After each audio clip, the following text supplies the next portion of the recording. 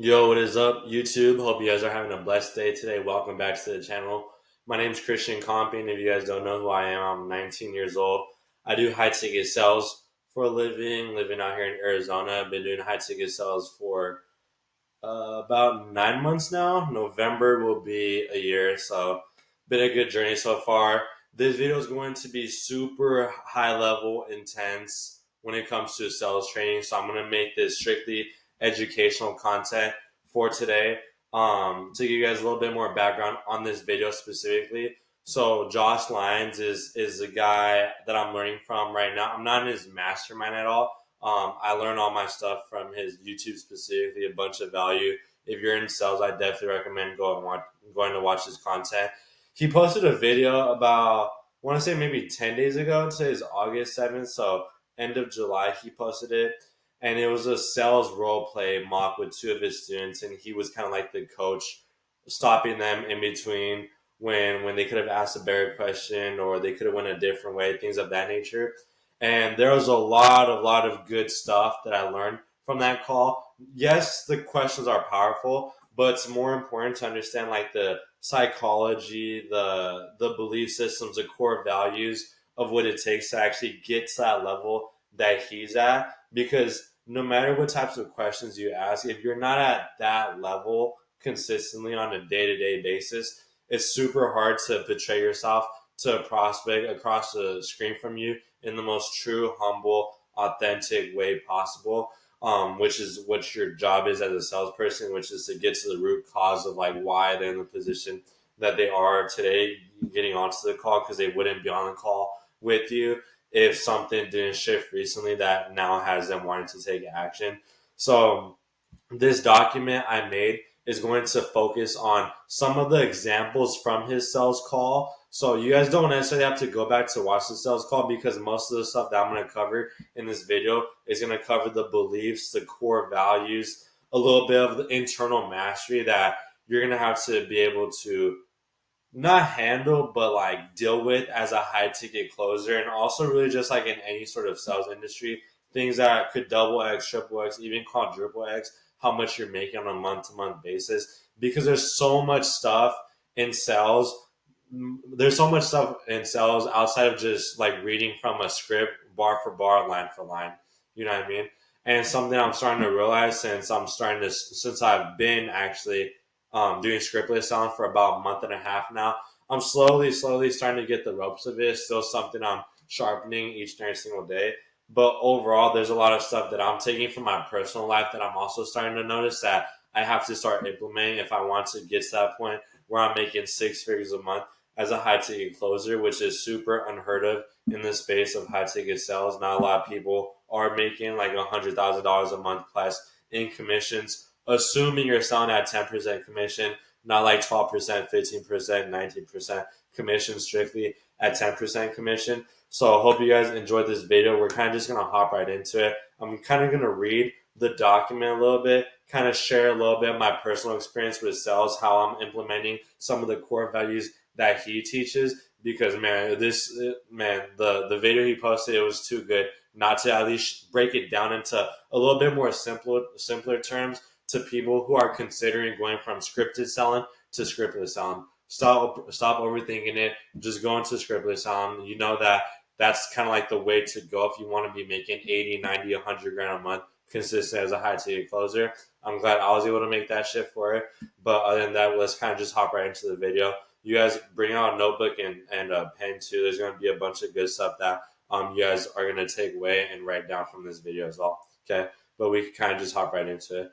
So one of my first key takeaways from the beginning of the portion of the YouTube video he posted was to not burn powerful questions too early. Okay, so questions that you can avoid. This was in the sales offer specifically. Remember, this was a sales high ticket role play, so it's in the sales niche specifically. Avoid questions such as how long has that been going on too soon? Why are you going to avoid that? It's an emotional expander question, not just a data gathering one, right? You could instead use questions such as how long have you been on this offer, right? Ask for background info more subtly. The ultimate goal of this is to preserve the emotional punch for later in the call when it can deepen the pain and urgency. So something that this reminded me of in my personal life, I'm a jiu-jitsu athlete, And in jiu-jitsu specifically, I'm sure it kind of happens quite often in other martial arts, is you don't just do your best move as soon as the match starts, right? You don't just like go for a flying armbar or a flying triangle. I mean, you could, but more often than not, you're just not going to land it. That's just not how it works most of the time. You do it when you have the right setup and your opponent starts to provoke their weakness, right? Same thing goes for sales, right? You don't want to burn two powerful questions. One thing I was noticing, especially in the NEPQ industry, is like people who do scripted selling. A lot of people are asking these like deep level questions like 5 minutes into the call. You know what I mean? And it's not wrong, but at the same time it could be, because it's almost like you're just killing the question. You can't ask the same question two times, right? I mean, you could, but like for the most part, there's just certain questions where it'd be better to ask them later on in the call once you gather enough data to zoom out and kind of see the bigger picture. So that was the first key takeaway I took away from his video, talking about like the beginning portion of the YouTube video. Second thing was, tonality styles is emotional reality. Mirror the prospect situation with your tone, not being judgmental but empathetically shocked. So a good example in the YouTube video was the prospect was saying that he was stuck at $5,000 a month for 18 months, right? A super good prospect would react in this way: a year and a half? Got it. Interesting. We'll move on. Okay. So if you noticed it was slow, it was super intentional, why would you want to respond in a way like that? This is slowly starting to subconsciously build in the prospect's mind emotional tension, and it's starting to invite self-reflection from the prospect as well, right? If you think it's okay to make the same amount of money each and every single month as a salesperson, as a trader, as Amazon FBA, I don't care what niche you're in. If you think that's absolutely 100% okay to make the same amount of money each and every single month, then it's almost impossible to seem empathetically shook when a prospect says that they are making $5,000 a month each and every single month, right? How are you supposed to act shocked when in your mind, and maybe even the people who you surround yourself with, they think that's okay to make the same amount of money each and every single month, right? Because in my mind, that's unacceptable, because the time is the most valuable asset that we have. So like, why are you wasting time settling for making the same amount of money each and every single month when you could be striving to get better and better each and every single month, right? Going into the third key takeaway, shifting from data to storytelling.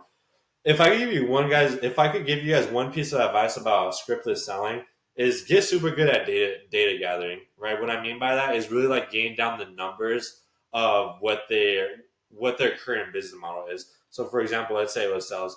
How much did you make in commissions past 30 days? Okay, how about the 30 days before that? Okay, how long have you been at that range? Does it fluctuate anymore? Close rate, how long you been on the offer for? Like, these are all data gathering questions, right? It's important to not just ask data gathering questions just to simply ask them, right? You want to ask them with a purpose, and this purpose is going to reveal the whole story to you at the end of the day, right? Create a story arc, right? Every prospect, whether you believe it or not, they all have a story. This is why I love selling, right? Because each prospect has a different story. You don't go to the library to like read the same book over and over again. I mean, some weird people do, nothing against them by all means, right? But at the end of the day, you want to go to the library to read different books because you want to get different perspectives from different authors, sometimes from the same author, right? Why do you want to gather data to formulate the storytelling? It makes the prospect relive the struggle, build emotional leverage and urgency as well, right? So a good open-ended question in the role play was, how has your income been compared to that over the last year and a half, right? Okay, guys, so your income was at $4,000 a month the first 3 months. Then the 12 months after that, you were at 7 to 8K a month. Now the past 3 months, you're back down to $4,000 a month, right? You're collecting the numbers because you're starting to see the whole timeline in the story for itself, from beginning to middle to end. Fourth takeaway: isolate variables over time.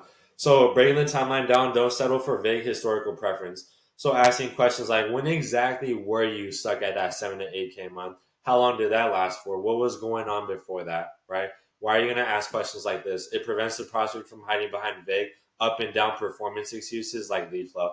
Breaking the prospect's income to a timeline that can help get you a clear visual presentation of how much/often their income fluctuates over time. The best way I could personally explain this, like a kindergartner, is it's an x-axis and a y-axis. If you guys go back to middle school or even elementary school, there's a graph, right? The x-axis is usually going to be the independent variables, and the y is going to be the dependent variables, right? So if their income has been stagnant here, then it went up, and then it was stagnant again, then it went back down, then it's stagnant again. Now I could get a visual representation of where they were currently at, where they got to, and then where they're at now, right? And you're also really just making sure you're on the same page with the prospect as well when you're bringing that all back together. Fifth takeaway, pull ownership from the prospect. Let them see their performance isn't just due to external factors. If they blame lead flow, so for example, we'll just use like the prospect's limiting belief is lead flow, for example, which was what I think was also used in the YouTube video as well. Use their own history to show they weren't succeeding even with better conditions. This makes a later pitch for coaching feel more necessary and credible, right? If you end up pitching to someone and you even have the slightest consideration that this guy might genuinely still think that's due to his lead flow, that's why he's in the position he's at right now, you're not going to get this out, right? Unless it was like a 5%, 10% of your prospects, that's a laydown. Then you may get this out. 90% of the time, you're not going to get this out, though. No ownership equals no sell, right? If you don't get the prospect to see that it's not due to external factors, it's due to you because you're the only, I guess, like independent variable that you could change at the end of the day, then you're not going to get the sell, okay? Use progressive framing. So this is just like a brief example of how they were able to progressively frame over when it comes to the discovery and gathering some of the data, right? You never want to rush your discovery at the end of the day. I see a lot of people. I've reviewed quite a few people's calls in the past. A lot of people like to rush their discovery. I don't know why. I'll stay in the discovery as long as I need to at the end of the day, right? I'm not leaving until I get to what I need to get to. You know what I mean? For example, start with income averages. Okay, got it. How long have you been on this offer for? Okay, what's the timelines of like the dips and spikes? How long were you at $4,000 a month? How long were you at 7 to 8 grand a month? How long have you been at that $4,000 a month again? Right? Okay, got it. What type of impact has that had on you personally? Right? Or what type of impact has that had on you on other aspects of life? Right? Whether that's health wise, family wise, there could be a variety of different ways that it can impact the prospect, right? Now you're slowly going from logic to emotion, right? This is the logic portion, and you're wrapping up with emotion. Start with data gathering until you get the bigger picture, then follow up with the emotional impact question on how it is affecting the prospect specifically, right? You don't want to move into emotionally impact questions like right off the bat, right? You want to make sure you get all the data first before you just jump the gun, getting right into the emotions. Otherwise, you'll even feel it, and you're not just your energy, but you're going to feel it in the prospect's energy as well if you jump the gun too soon. Seventh takeaway, recognize when to stay in discovery. Don't shift into performance analysis too early. Stay in the pain and context phase longer if the prospect hasn't emotionally bought their problem yet. Josh made a super good point here. So he pointed this out when one of the students that was a closer in the video, he tried to shift into the closing ratio analysis too early, right? What this does is the longer, well, what it doesn't do, I guess you could say, is the longer and more comfortable you get staying in the midst of the heat with the prospect, the sooner and closer you are to find the root cause, the root truth, right? You always want to know when it's time to move on, when it's time to not, right?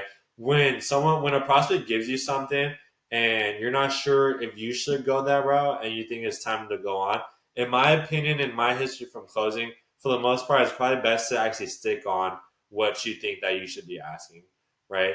Because if you move on too soon and then you decide to go back later, then it kind of throws the prospect off a little bit. But sometimes you'll even forget as a closer to go back to that key piece of information, right? So you always want to recognize at what point in the discovery should I stick on before I move on to the next area. Okay, I'm going to stay on finances for now. Okay, guys, now I'm going to get into like the emotional impact or driver. You know what I mean? So you have to come to that fine line balance of like, okay, now it's time to move on. Eighth takeaway, use the past to disarm excuses. Your best weapon against a lead or market excuse is their past. If they never consistently made good money, even when things were better, that tells the real story. This is starting to pave the way to show them they're the only variable that needs changing, right? Sounds simple, bro, but like just use the data and numbers they verbally said themselves to address how their excuses contradict their past results slash incomes, right? This is why it's important to take notes down when you're on your closing calls, because you need to be jotting down all the key pieces of data that you're getting from the prospect, so that when you're connecting it all back together, now you're subconsciously getting them to acknowledge the fact that, okay, he's giving me all this information, right? But it sounds like for the most part, it wasn't really just lead flow. It really just wasn't lead quality. It might be a me problem, right? Now you're starting to get the prospect to acknowledge the fact that they're the only variable that they get to change at the end of the day. Especially in sales, man, there's so much stuff out of your control. I know this from history. You can't control lead flow. You can't control lead quality. You can't control how often your offer owner is posting per week. You know what I mean? You're in control of what you're in control of, which is investing into yourself, doing role plays, doing call reviews first thing in the morning, and then last thing when you finish your workday. Those are the top three things that you are in control of at the end of the day, right? So, quick summary of everything we just went over. This small call training highlights how strategic question timing, tonality, emotional expansion, and deeper timeline probing can dramatically improve how you create urgency and surface real buyer motivation. Don't let prospects skip past the emotional weight of their situation. Slow down, go deep, and guide them into their own realization, right? There's no need to rush, right? I don't like the idea of like closers trying to like close people in 15, 20 minutes, right? By all means, sometimes that is the case. You know what I mean? But from my history, especially when you start dealing with like older prospects, more A type prospects, more closed off prospects, you're not going to be closing these guys in 15 minutes. You know what I mean? So like slow down, truly go deep, and guide them into their own realization, right? Now, getting into the second part of the call, which is still a little bit in the data gathering portion, but this is starting to address those limiting beliefs and really just trying to get them to admit the fact that, okay, it's not because of this, it's because you've been doing this in this specific way. Okay. So first things first, close escape hatches early, anticipate the excuses. An example of this in the call was like, oh, it's just the offer, oh, it's just the leads, and you want to do your best to remove them before they arise, right? So how are you going to do this? An example of this would be, so why did you stay for a year and a half with this offer if it wasn't working, right? Now you're cornering the prospect. Now they have no escape route, right? Why? You're building a no excuses box that the prospect can't wiggle out of. No more blaming the offer. No more blaming the leads. No more blaming the company. This analogy might paint a better picture for you guys. When a small fire sparks in the woods, aka the prospect's excuse or limiting belief, you should put it out immediately before the fire spreads even further, right? Now you're addressing the fact, now you're addressing their contextualization after every single time they give you one, right? You're just killing it right there and then. So you're really not giving the prospect any room to run from. Okay. Second thing, use full timeline framing to surface pain. Summarize an income trajectory in a way that exposes stagnation. So this was the real example of the role play, by the way. When you guys go watch the video, I definitely recommend you guys could watch it once you guys are done with this video. So you started at 4.5K, right, for the first 3 months. You got to 7 to 8K for a year. Now you're back to 4.5K. Does that sound right? Why? Why are you going to word it in a way similar to this? This paints a clear picture that no net progress has occurred, only a cycle, right? It doesn't matter what income or what lead flow he was at, he was still making the same income and wasn't improving at all, right? Painting a clear picture will not only make sure you're on the same page as the prospect, but also get the prospect to start subconsciously realize that, man, maybe this is like a me issue, right? Going into the next thing, focusing on progress, not performance. I don't care if you're making 5 grand a month for 12 months. I don't care if you're making 50 grand a month for 12 months.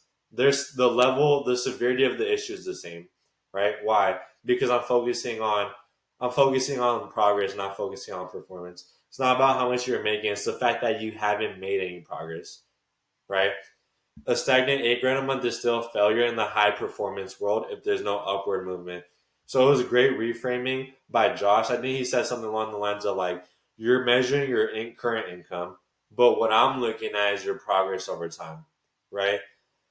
Going back to the sports world, if you wonder why I keep bringing up martial arts and sports, is because there's so many philosophies and ways of thinking and belief systems that translate from sports into sales as well, right? Same thing for jiu-jitsu and martial arts, right? This is a perfect example I came up with for you guys. Michael Jordan, Tom Brady, Derek Jeter, one of the best basketball players to walk this earth, one of the best football players to walk this earth, one of the best baseball players to walk this earth. They care more about what they did wrong rather than what they did right, which is why they're able to perform better than anybody else at their level, right? It's more focusing on what you could have done better and what you're not doing better rather than applauding you for all the achievements that you've had, right? Strike when the iron's hot. When you get emotionally or logically charged data, like let's say flat income over a year, which was the example in the video, lean in immediately. Don't delay for more data if you have enough to trigger emotional reflection. So why are you going to do this? Emotional momentum fades super fast. Waiting is going to kill the moment. There's moments in MMA, jiu-jitsu, or boxing for those of you guys who watch mixed martial arts or just any sort of like combat sports. When you have the perfect setup to attack a submission or go for like a knockout on your opponent, if you wait a second longer, if you wait a split second longer to attack, the attack's no longer there. The window's no longer there. You lost the opportunity.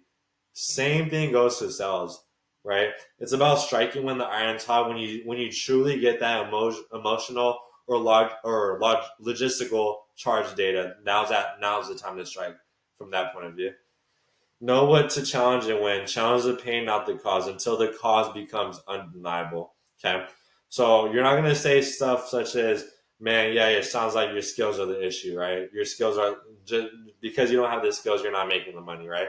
You're going to say something. You could say something along the lines of, "Okay, so you haven't progress in a year, right? Why do you think that is, right? Why are you going to say something along the lines of that rather than the first example?" Early blame equals defensiveness, but surfacing facts and asking why equals ownership. Being a leader or a coach in the sports world specifically is about understanding why an athlete or student is struggling and isn't performing at the level that they need to, rather than just blaming them instantly and saying they don't have the skills, right? That translates perfectly into the sales world as well. That's a cool little example I was able to give you guys as well for all the sports gurus that are watching my video content. Cool. Don't ask questions you already know the answers to. Before I walk you guys through this, something my mom used to tell me growing up, because I'd always ask her like dumb questions, like on purpose sometimes. And she would be like, "You ask dumb questions, you get dumb responses." You know what I mean? Like, same thing applies to sales. For example, how does that make you feel when it's obvious they're unhappy? Instead, you could ask something along the lines of, "Why do you think you're in the same place after 18 months? Why would you say that?" Vague emotional questions often give vague responses. Curiosity is far greater than obvious empathy. A prospect can slowly start telling when it sounds like you're just trying to be empathetic for them. You know what I mean? Instead of coming from a place of curiosity. Because when you come from that place of genuine, authentic, truthful curiosity, it sounds like you're genuinely like there to help the prospect. You know what I mean? Yes, you're pinning them up against the corner. By the same time, you're also on their team. You know what I mean? We're not on opposite side of the rings. We're on the same corner. I'm your coach. You know what I mean? Obvious questions get obvious answers. Interesting questions get even more interesting answers, right? An example I could give you guys is the more interesting questions you guys start to ask a prospect, like the deeper and deeper and deeper level you get. Some prospects, you know, you're doing a pretty good job if a prospect's like, "Man, no one's ever asked me that. That's a good question." You know what I mean? Now you're truly like getting somewhere. Going into the next one, trap the good enough mentality. Address the hidden danger of being comfortable at a decent income. Josh had a super great insight in this video. He said, even if you're at 50 grand a month, if you're not improving, you're wasting time. Why are you gonna even acknowledge the fact that they're wasting time? This resets the prospect success metric from amount earned to amount improved. Because it's two different metrics, right? It's comparing apples to oranges, right? Super crucial takeaway, since time is more valuable than money, And if a prospect doesn't realize that they are wasting time, they're wasting a second longer, a day longer, a week longer, a month longer, a year longer, decades longer. People go their whole lives living like this, right? It's extremely hard to add urgency if you don't get the prospect to realize that. Okay, moving into the next one. Use lean out pressure strategic. Man, I can't speak. Strategically. There you go. Instead of pushing in, back off to provoke reflection. An example of this would be interesting. So you stayed for a year while not progressing. Any reason you didn't like switch? Any reason you didn't switch offers, or any reason why you didn't do anything? Something like that, right? Leaning out makes them chase and explain themselves. It creates cognitive dissonance, something like that. That builds buying pressure. The more leaned out you are as a closer, the more detached you seem from the sell and create this feeling of genuine, authentic curiosity from within. I told this to some of my friends I talked to in the high ticket sales industry, and when I went over this section with them specifically, one thing I told them is there's two ways to do it, right? First thing, when it comes to leaning out, first, I don't want to say easy tactic is stop caring about making the sell, right? Like stop smelling like commission bread. Prospects could sense when you smell like commission bread. They're not stupid. They're humans just like you are at the end of the day. You know what I mean? That's the first thing. Second thing, every time you guys get a commission check, you guys should be putting a good amount away into like a high yield savings account or just something tucked away so that you can't touch it. Because once you get like 50, 100 grand like chilling in your bank account or really just like tucked away in a high yield savings account, something you can't really touch, right? It's like you get this sense of like, bro, I don't need your money, bro. Like I got 2 years worth of living expenses in my bank account. Like I don't need your money. You know what I mean? When you come off that way, man, it is so powerful. You know what I mean? Because when you lean out as a prospect is just gonna naturally want to come chase you. They're just naturally gonna want to lean in, right? So those are like two kind of like strategies I could give you. Josh pointed those out, by the way. Man, when you have like six figures just chilling in the bank account, like you really don't care about making the sale, but it's also serving the prospect in a way because you're just there to really just help them make the best decision.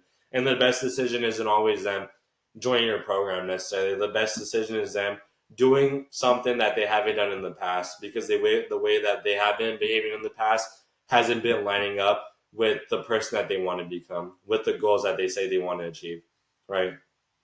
Now, last thing for this section, curiosity will always forever be interrogation. Be emotionally and logically curious, not accusatory. When did it stop being good enough for you, or how long have you been unhappy with that level of performance? Why? Curiosity fosters insights, accusation triggers defense. Right? That might be t-shirt worthy. When I drop a clothing brand, I'm probably gonna put that on one of my first shirts. In our basic human nature, nobody likes to be accused of doing something or not doing something, right? You don't want your friend, if you accuse your friend of doing something, they're going to get all defensive right away. How to overcome this, so the inverse of this would be truly to come from a place of curiosity, right? Don't come from a place of, man, I'm here to call you on your BS, right? As a closer, yes, you're technically there to do that, right? But you should always first kick the door. You should always break into the door with curiosity before you just jump straight to accusing them. You know what I mean? Because if you just jump the gun to accusing people, bro, you're gonna like get paint. You're gonna get people like leaving the call mid pitch. You're gonna be getting like a bunch of just prospects that their guard is like to the roof. You know what I mean? And you already lost the sell at that point. So, a quick summary of those nine takeaways that we just covered. This part of the mock call specifically is all about leveraging a prospect's own timeline, logic to create urgency, eliminate excuses. Josh did an amazing job. Really, just like Josh shows that at least salespeople aren't just asking questions; they're building logical and emotional traps that leave the prospect with only one exit, which is personal responsibility and change. Right. This part of the call is all about exposing contradictions between what the prospect says they want and what their behavior shows what they actually want, which is exactly what I just told you right now, right? This leads to real accountability and creates buying urgency without ever being pushy, right? man, you're telling me you want this, but your behaviors are saying elsewise, right? Right. So I'm like, I'm a little bit confused here, Mr. Prospect. Like, you're telling me you want this, but your actions aren't lining up with that. Like, why is that? You know what I mean? Moving into the middle of the call. So these are some other key takeaways I was able to kind of jot down for you guys. This is more so getting to the emotional side of things with the prospect, right? So this is where we really start getting to like the juice of it, how it's affecting the prospect, things of that nature. So don't double tie down, strike once hard. Once the prospect admits they're not happy, an example of this would be, let's say a prospect tells you, I don't like making prospects. Don't dig further into the emotional reaction.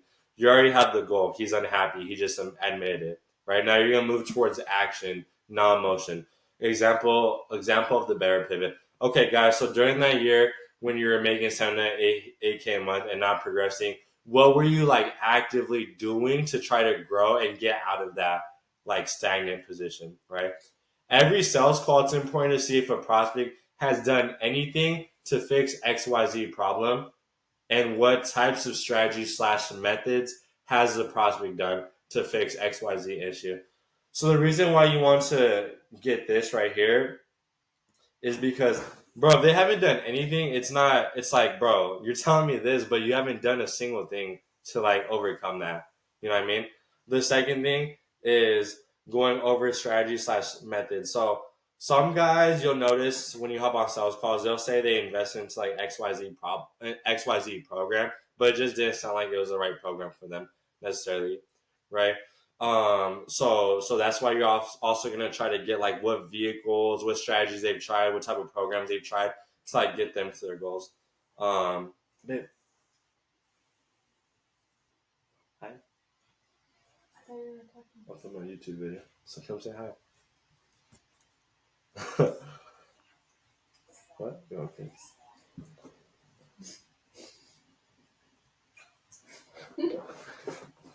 All right, back to the YouTube video. All right, cool. So second takeaway from the middle portion of the video. Man, it's getting hot in here. Use contradictions to spark ownership. Trap the contradiction between what they say and what they did. You know what I mean? So two possible responses. I wasn't doing anything. Now he's contradicted his own values. Right? That's the first response. Right? Have you done anything? No, I haven't. Okay. Now you're contradicting your values you just told me a second ago. Right? Second option they could give you. I was working hard. You know what I mean? Okay. When you say you're working hard, what did you try? You know what I mean? Okay, I tried X, I tried this, and that. Okay, got it. Like, what was your ROI on it? Why didn't you succeed with it? Were you putting enough time into it?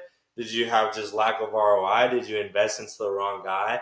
You know what I mean? So now you're digging into what and how much, and use that to expose either misguided effort or lack of ROI. So whenever people have tried something, you need to get them to not admit, but you need to get to the conclusion like it was one of these two. Like one of these two is the only reason why you weren't able to succeed with that, right? So misguided effort. Well, I got scammed. I was putting all the work in, man. I just got scammed. I didn't get the right help. I invested into a mentorship before. That's an example, right? The other example is like, yeah, man, the program I was in, like other guys were getting results. I just wasn't. I don't think I was putting enough time into it because like I had work and I had XYZ going on at the time. Now it's just lack of ROI. You know what I mean?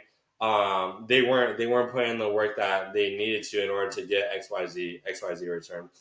An example of this would be, so you spent 480 hours training and still made no progress. Why do you think that is? Right? So now this is getting them to admit the fact that, okay, sounds like you put a decent amount of time into XYZ training, didn't make any progress. Like, why do you think that is? Oh man, like the coach wasn't really like helping me. He wasn't really hopping on like daily calls with me, like how he promised, things of that nature. Now they're having to reconcile the gap. Okay.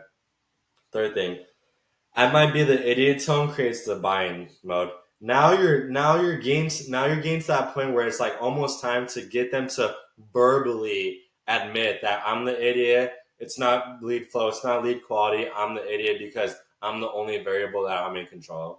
Okay. Instead of accusing the prospect of contradiction, play confused, right? Maybe I'm missing something here, Mr. Prospect, but just help me understand, right? Why does this work? You're pulling away, which causes them to lean in to resolve the tension. You keep control without triggering defensiveness. Mr. Prospect, you've been telling me you want this, but you've been doing XYZ and not been doing XYZ, which doesn't really quite add up to the person that is at XYZ result, which sounds like the person you want to become for the most part, if I'm not mistaken. Given the fact that this issue is, I guess, it sounds like pretty important for you to change here pretty soon. Like, why haven't your actions added up to that? Because that's what I'm a little bit confused on. Can you just help me understand that? Now, if you understand my tonality, I just came from a place of curiosity. I'm not accusing the prospect of anything. I'm just curious why his actions and behaviors the past 2 years aren't adding up to the goals and alignment with what he wants to achieve in life. Fourth, validate identity through behavior, not words. A prospect says I'm growth minded is meaningless. I don't care if you tell me you're growth minded. I don't care if you tell me you're willing to put the work in now. Instead, what were your habits during that period? Because the truth is, don't tell me what you want. Show me your habits. That tells me your future. Show me your habits. I'll show you your future. You can tell how, I forgot who I heard this quote from. You can tell how powerful a man is by how fast he does what he says he is going to do. You can tell how powerful a man is by how fast he does what he says he's going to do. Another version of this quote is, you can tell how powerful a man is by, out of 100 things he says he's going to do, out of those 100 things he says he's going to do, how many of those things does he actually do? Right? I'm not here to judge you based off what you're at now. I'm here to judge you based off your past experience. You know what I mean? Same thing goes for the spiritual side of sales. You know what I mean? When it comes to like religion and like God, yes, you could surrender everything you have in life to God at any second of the day. A non-believer could go into a believer, right? But God, especially for believers, he's looking at your entire life. You know what I mean? He's not looking at just like one moment. He judges everyone fairly, so he's judging you based off your entire life, right? Same thing goes into the sales aspect. I'm not just gonna judge you based off who you are as a person on this call. I'm gonna judge you based off the person you have been like the past couple of years that you've been telling yourself that you want XYZ goal, because that's what I'm gonna hold you accountable to. Not because I'm here to like be a dickhead or anything, but because I like genuinely like care about you. You know what I mean? I want to see you win, right? Coming at it from that point of view. The habits versus future frame. This was like a quote unquote mic drop worthy. Super quote worthy here. You put this on a t-shirt, post it on your Instagram story, slap it on your wall, draw it on your mirror, do whatever you gotta do. Your habits are showing the universe what future you actually want. Everything is attraction or rejection. You're either moving toward the future or pushing away. There's no neutral. Josh uses this perfect example, and I never truly thought about this until now. When it comes to your goals, right? He literally did this on the call. Your goals are here, right? Everything you desire, everything you want is here, and you're right here, right? There's no such thing as time going by. There's no such thing as a month going by, a year going by, you not doing anything, and your goals stay here and you stay here. Matter of fact, given the fact that you're not doing anything to change, you're actually getting further and further away from your goals, whether you like it or not, right?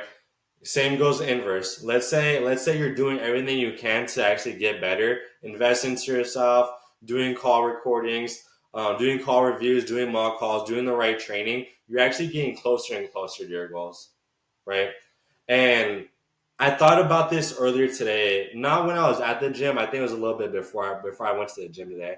I was like, for 2 weeks, if you do no cardio, no conditioning for 2 weeks, your condition, your overall like, I don't know the terminology. I'm not like a physical therapist or something like that. But like your overall just like condition, like how well you're in shape with like your breathing. I think it's like aerobics or something like that.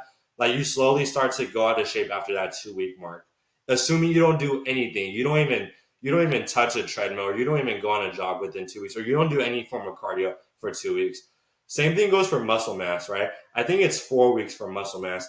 If you don't go to the gym or you don't do any sort of physical strength exercises for a month straight, you actually start to lose muscle after that month, right? Same thing goes for sales. I've had a bunch of guys. One of my personal friends actually, he was between offers for a short period of time, and one of the offers he was on, it just wasn't really gaining lead flow. So he was like, he didn't have anybody to dial.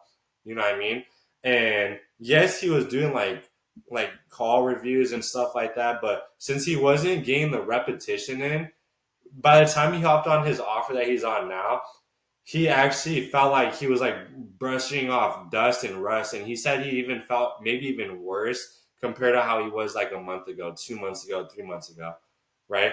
So that's why it's important to be consistent. I know we're getting out of sales, but it's more so important for the philosophies that you guys could start taking away, that's going to allow you to make the most amount of money you possibly can in the short period of time that we have on this earth in the industry that you're in specifically. Okay. I truly believe this statement right here. God is watching your habits, not your words. And if you're not showing with your actions that you want it, that you truly want it, that you truly desire it, it gets taken away and given to someone else, right? If you're not making 10K a month, someone else is. If you're not making 100 grand a month, someone else is, right? You could guarantee that.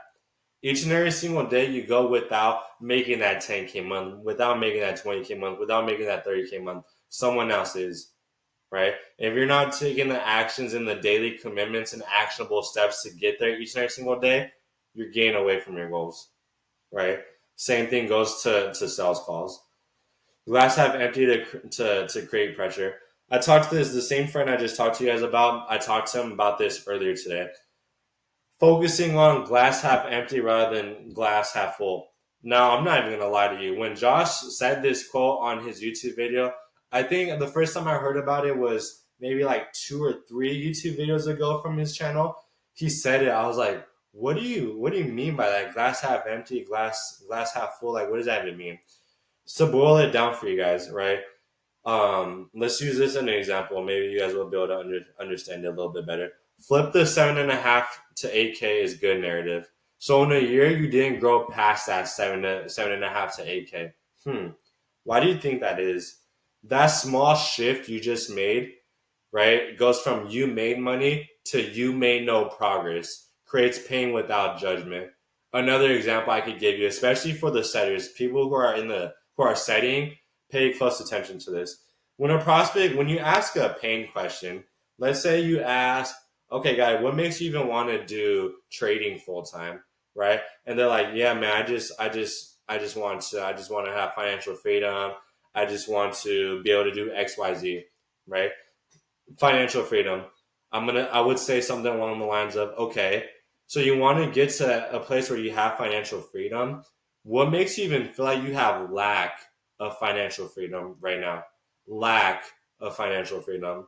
I'm focusing on what's not full rather than what is, right? That small little twist right there is detrimental when it comes to focusing on the pain rather than applauding them for, oh my gosh, yeah, bro, you're making 7 to 8K a month. Like, good for you. You know what I mean? Because you're here to hold them accountable. Because they're not going to be on the call if they're truly happy with making 7 to 8K a month. They could tell me that all they want. I'm not going to believe it. Because they're not going to book a call, give me an hour of their day, hop on a 15-minute call with my SDR, watch 30-minute mandatory video link to hop on a call and not make a change. Like, think about that for a second. Like, genuinely, think about that for a second. They're not going to go through all these steps to not make a change. You know what I mean? So you damn well be sure that I'm going to call you out on glass half empty rather than glass half full. Right? Going to the next portion. Final framing. So let the prospects reconcile their story. The ultimate goal isn't to tell them the answer. It's to give them all the pieces and make them go, damn, I've been saying I want XYZ goal, but I haven't been acting like it. Once they say that out loud, you truly, truly won. Why did you win? Because not that now, I think I did a typo here. Now, they verbally stated their realization / ownership to you and themselves, right? Going back to like the gospel, right? I love Jesus. I love spreading the gospel with you guys. I'm going to spread the gospel to the day I die. When it comes to spreading the gospel, for example, right? If you spread the gospel to like your friend or your family member, they could agree with you all they want, right? But until they declare it with their words, it truly doesn't mean anything at the end of the day, right? That's why when you get baptized, they have you say a few lines when it comes to in the name of the Father, the Son, and the Holy Spirit. They have you verbally say because it's your declaration, right? You could think something all you want, but it's so much powerful when you verbally say it because there's so much power in your tongue. There's so much power in the words you speak. You know what I mean? The most powerful muscle in the body is by far your tongue. You know what I mean? Your words go far, and they really dictate your future from now moving forward. Okay, super powerful takeaway I had from that. Overall, everything we just went over, focus on facts, not feelings. Right? We're not here to get all like empathetic with these guys, like accuse them of all this. Like, just focus on the facts. Focus on what they tell you. Focus on the truth, right? You're here to focus on the truth. You're not here to create a false narrative. Frame contradictions gently. That goes back to not accusing them. Don't be on a call to accuse people, right? Frame the contradictions gently so that they can start realizing it. Validate identity through actions, not statements. I don't care what you're telling me now. What have your actions been telling me, right? Let the prospect confront their own story and do the emotional lifting, right? Use timeless numbers and behavior to surface the truth. Habits reveal future, always. Okay. Core concept. Your job is not just to ask good questions. Your job is to really truly get the prospect to think. It's 100% okay if your prospect has to sit there in silence and truly think. Let them. Why are you gonna let them? Because nobody else in their life has probably asked them a question like that powerful, but really just like that deep. You know what I mean? And it's important to get that deep because if you don't, I mean, if we're just being honest with each other, you're not going to sell them on a 5K, 10K, 20K, 30K, 50K mentorship that has the opportunity to change their life. You know what I mean? Now going into the last part here, we're getting to the end of it. Not the end of the role play, but like the end of some of the key takeaways I had for you guys. Ask questions that force them to face reality. You're not trying to educate them. Stop acting like their teacher or college professor, right? You're not trying to motivate them. Stop acting like you're a motivational speaker. You're not Tony Robbins. You're not all these other guys that are like super motivational guys. You know what I mean? You're trying to create space where they must reconcile two opposing facts. One is saying, I say I want to grow. Two is I did nothing for a year while being stuck at 7.5 to 8K. The internal friction is what moves the needle, right? Get them to face reality. Hold up the mirror to them. So overall key takeaways, ask questions that expose contradictions. So during that year when you were stuck at 7.5 to 8K a month and not making progress, was there anything you were doing to get out of that? The question is powerful because it doesn't let the prospect reframe stagnation and stability. It brings the inaction to the forefront. The whole purpose of this section is to reveal if the prospect was actively doing anything to get out of the stagnation that they've been at for 2 years, 3 years, 5 years time already. Okay. If they give vague answers such as I was in a tight spot, man, don't let them off the hook. Don't let them beat around the bush. Okay. What does tight mean exactly? What is your income compared to your monthly expenses? Are you going into debt right now? Right? What do you mean? What do you mean by tight? Are you going into debt? Things like that. You're politely but firmly making them put numbers and truth to their pain. Beating around the bush versus holding up the mirror. Okay. Every time a prospect beats around the bush, if you just move on, not only are you slowly, subconsciously losing trust with the prospect, whether you believe it or not, you're also not serving them to the best of your ability. As a closer, it doesn't take rocket science to identify when a prospect gives you like a BS excuse. It just doesn't take rocket science if we're just being honest with each other. You know what I mean? So you want to be able to get them to address what a tight spot means exactly. I know this is just an example. There's a variety of ways of they could say tight spot, But whenever they give you answers that are vague, then you're gonna probe it into a little bit to really get like the root cause. Bonus mindset technique. Man, talk about sweating. It's like super hot in this room. I'm sweating right now like crazy. When the prospect gives vague, safe answers, such as, well, I just figured something needed to change. Yeah, it's been tight lately. Bro, I don't hate it when a prospect tells me where it's like, yeah, man, I kind of just woke up one day and now I just wanted to change. That's not how it works. You know what I mean? Because if that was how it works, then everybody would be a millionaire start January 1st. Everybody would be shredded start January 1st. Moving on, right? With those people that have like New Year's, new me resolutions. You know what I mean? You don't jump in to help. You pause. You stay quiet. You let them fill the silence. Why are you going to do this? The longer they stay in the discomfort, the more ownership they take. If you explain the pain, they're going to resist. If they explain it, they'll believe it, right? I watch a Netflix show with my girlfriend called SWAT, right? And in the interrogation room, sometimes you could even tell, even they're just acting. I think they do it a little bit on purpose with people that are in that interrogation room when they start getting asked heavy, hard hitting questions by the SWAT officers or by the DAs, whoever's like interrogating them. Obviously, they start to sweat. You know what I mean? If a prospect, I'm not saying your prospect have to be sweaty on your call, but they should feel uncomfortable, but in a good way, right? Because the more uncomfortable you put them in that position, and you're truly what Josh calls it, I like this analogy, holding their feet to the fire, they're gonna break eventually. You know what I mean? That's something that was super crucial. That I'm slowly starting to realize as well is like the longer you're able to hold their feet to the fire, they're gonna break eventually. You know what I mean? It's just up to yourself as a closer to not give up on the prospect.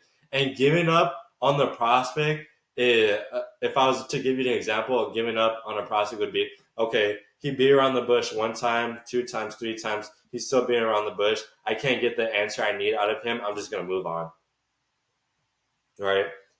Now you're being around the bush as a closer. You know what I mean? Now you're losing trust with the prospect. Know when to lead versus when to let them lead.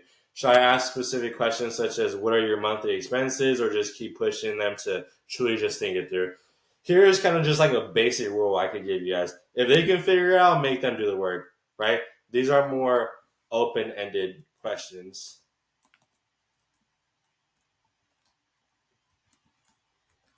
If they can't, or they're completely checked out, give them a smaller question or guide them back on track, right? So an example of this would be you could start listing out options for them. Is it because of that? Is it because of this? Now you're getting into like more closed-ended questions. Obviously, the most of your questions should be open-ended for the most part. However, there's always going to be times where it's definitely okay to ask closed-ended questions. You know what I mean? But overall, you want them to do the work. Okay, you're balanced leading and letting them lead like this. Ask, what do your expenses look like right now? If they say I don't know or give flop, just a ballpark, just like a rough estimate, like on average, how much would you say you're spending months a month just to like get by? Living expenses, bills, where your top three expenses, stuff like that. So it's getting them not to think too much, but still getting the piece of data you need. You're never spoon feeding, you know what I mean? But you're helping them walk into clarity. Okay? Advanced concepts, short term wins versus long term costs. This bit is super huge, so definitely recommend start taking notes a little bit, especially on this portion of the call. If you speed the call up by asking leading or hyper specific questions, it might move things along, but it's going to reduce their investment, right? That means if you do the thinking for them, they might say yes on the call, but they're more likely to ghost, to back out, experience buyer's remorse because they didn't wrestle with the reality. If you keep them doing the thinking, the decisions becomes theirs, not yours. And people commit to what they conclude. Their words are greater than my words, right? Their words are greater than my words. You know what I mean? Going back to this into the spiritual side, if you're preaching the gospel to your friend that doesn't believe in God or anything, you know what I mean? You can preach all you want, but until they actually verbalize it, just like I mentioned to you earlier, it doesn't really truly mean anything at the end of the day. Same thing applies to sales. They could be nodding their head. Let's say you're stating a lot of true facts about their current situation, that how they've been taking lack of action, how they took the wrong action, how their behavior isn't lining up with the person they want to become. If you sit down and realize and look at some of your call recordings and you see your prospect just nodding their head a lot and they're just like, yeah, I agree, I agree, I agree, but they're not truly admitting the stuff that you're telling them, it's not the same. You know what I mean? Your prospect has to get to say that. Yeah, man, I just need to take ownership, man. I can't keep doing this. I keep telling myself I want this, but I've been acting like that. Now you're getting them to truly contextualize that at the end of the day. Decision making through self reckoning. This is definitely quote worthy as well. You're not the closer at the end of the day, they are. Your role is to ask clear, emotionally grounded questions that expose the cost of inaction, the truth about their patterns, the urgency of their reality, the cost of their action. What is this costing you in terms of money? How much money are you leaving per month on the table? Right? How much time are you leaving per month on the table with your family, with your friends, with stuff that you want to do in your free time? The truth about their patterns. Man, your patterns haven't changed the past 2 years, right? Like, that's the truth, right? The urgency of their reality. How much longer can you go on with this, right? Another day longer, another week longer, another month longer, another year longer. If they could go another 30 minutes, if they could go another hour longer, truth be told, they're not going to be closed. That's just how it is. You know what I mean? That's why Josh always ends with that how much longer question to finish off the discovery. You know what I mean? Because that's when you're truly going to know if you're going to close or not. Um, Obviously, it doesn't always necessarily mean you're going to close. You could still have like a complete crappy discovery. Ask a how much longer question. They lie to you and they end up like payment dipping or something. You know what I mean? But that question is super powerful to because it pretty much eliminates like all objections at the end of the day. What you say on your next call. So you mentioned you were stuck at 8 grand a month for a year. Was there anything you were actively doing to like get out of that spot? You said it wasn't sustainable. Why not? What was going on financially? Let me ask you this: are your current expenses higher than your income? So you went a year without growing and nothing changed. Now it's 6 months later, and matter of fact, it's actually worse. What makes you think anything will change if nothing changes? I learned this from John Mount. Well, I'm sure he's learned this from someone else, but this was the first time I ever heard this from John Mount. The definition of insanity is expecting different results, but doing the same actions, right? Or something along the lines of that, right? Same results, you get same outcomes. Different results, you get different outcomes. These are all pretty much if you realize all these questions that were in the YouTube video, they all start off by repeating back what the prospect told them and then following up with the question. Repeat back, follow up with the question. Repeat back, follow. Well, not this one. Repeat back, follow up with the question. So these 3 bullet points right here, something I noticed about them is that they all repeat back what the prospect told you first, and then you're gonna follow up with the question. Okay, it's always to be relaying back. There's now, don't get me wrong. When it comes to summarizing, you're not always going to summarize everything the prospect tells you after each and every single call. Otherwise, you're going to start sounding like a freaking robot. You know what I mean? However, there are certain times where it is okay to relay back like a little summary and then follow up with a question after that. The reason why it's powerful is because the prospect is hearing it twice. They're hearing the pain twice. You're making sure you're on the same page with the prospect, and it's also just connecting like all the pieces of the puzzle together in a sense. Okay. Each of these lines keep the focus on their actions, not your pitch. I don't care how good your offer is. I don't care. You have the best program in the world. You have 100% student success rate. You have 40,000, 50,000, 100,000 testimonials. Nobody cares about your program or offer. People care about their issues/goals. People care about themselves, most importantly. People care about liking, knowing, trusting the person across the screen from them, right?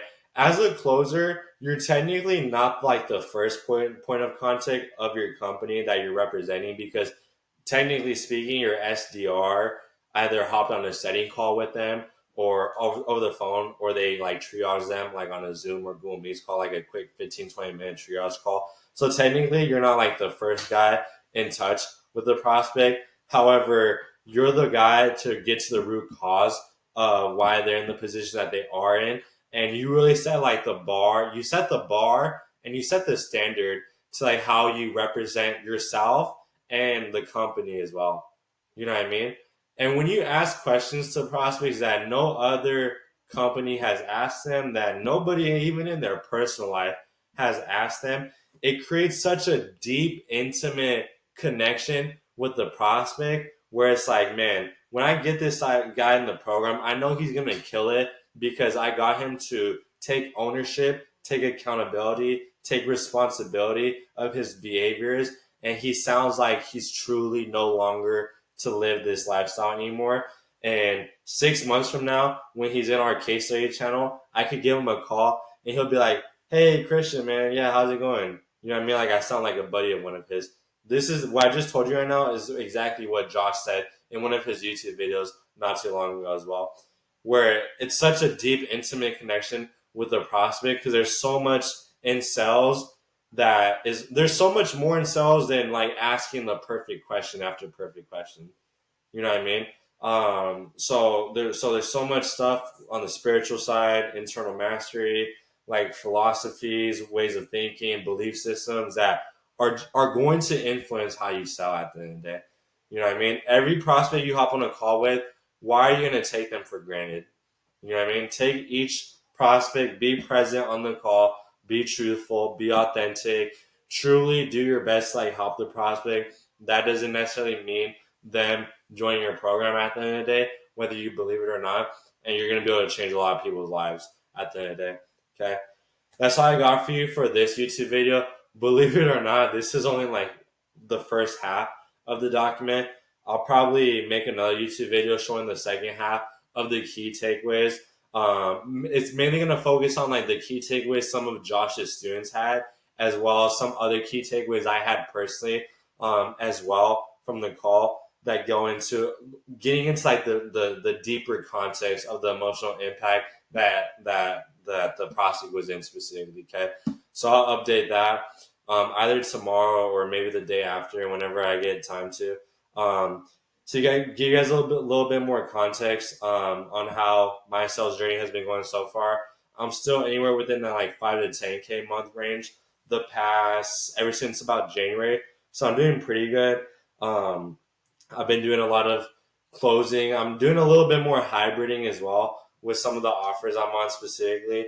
And I just been really just sharpening the sword each and every single day.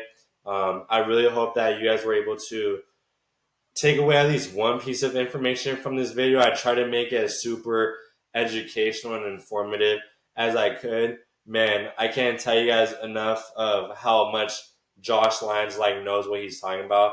Like, if you guys genuinely do want to not just reach your full potential in sales, but reach your full potential as a soon-to-be husband, as a father, as a brother, as a son, as a cousin, as an uncle, man, it's so much bigger than sales at the end of the day. You know what I mean? And he truly preaches that, and that's why I was able to portray this video to you guys specifically, because there's so much philosophies and key takeaways that you guys could literally start implementing right here, right now in your sales journey, not just to benefit your life, benefit your family's life, benefit your kids' life, things of that nature as well. Okay, so I'll go ahead and upload this video for you guys. Hope you guys are having a blessed day. God bless you guys. Thank you guys so much for queuing up with the journey. Feel free to shoot me a text on Instagram with literally any questions. My DMs are always open.